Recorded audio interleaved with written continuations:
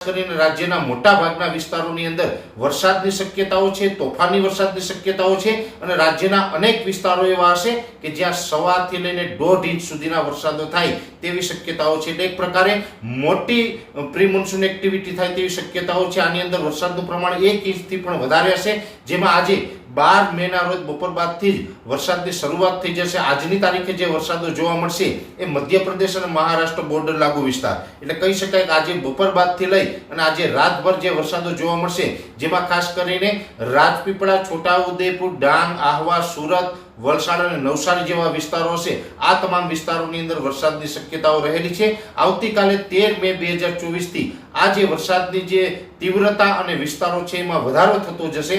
13, 14, 15 અને 16 આ 4 દિવસ છે। આ 4 દિવસ દરમિયાન રાજ્યના મોટા ભાગના વિસ્તારોને આવરી લેશે અને એ દરમિયાન ખાસ કરીને આવતીકાલે આજે બપોર બાદ અને આવતીકાલે 13 તારીખ સાંજ સુધી દક્ષિણ ગુજરાતના જે વિસ્તારો છે, જેમાં તમામ વિસ્તારોની અંદર વરસાદની શક્યતાઓ છે એ આવતીકાલે 13 તારીખ સાંજ સુધી રહેલી છે। મધ્ય ગુજરાતની અંદર વાત કરવા જાય તો મધ્ય ગુજરાતની અંદર 13, 14 અને 15 એમ 3 દિવસ સુધી વરસાદની શક્યતાઓ છે, જેમાં અમદાવાદ, ગાંધીનગર, આણંદ, નડિયાદ, ખેડા, કપડવંજ, બરોડા, દાહોદ, ગોધરા, લુણાવાડા અને એના આસપાસના તમામ વિસ્તારો, આ તમામ વિસ્તારોની અંદર 3 દિવસ સુધી વરસાદની શક્યતાઓ છે। ખાસ કરીને ઓલ ઓવર ગુજરાતની અંદર જે વરસાદો પડવાના છે તેમાં મધ્ય ગુજરાતની અંદર બરોડા, ગોધરા અને અમદાવાદ આસપાસના વિસ્તારોની અંદર તીવ્રતા વધુ જોવા મળે તેવી શક્યતાઓ છે। ઉત્તર ગુજરાતની અંદર પણ ખાસ કરીને જે સાબરકાંઠા, બનાસકાંઠા અને પાટણ, મહેસાણા જેવા વિસ્તારો છે, આ તમામ વિસ્તારોની અંદર 13 અને 14 તારીખ દરમિયાન વરસાદની શક્યતાઓ છે। સૌરાષ્ટ્રની અંદર વાત કરવા જઈએ તો સૌરાષ્ટ્રનું ગીર સોમનાથ, અમરેલી,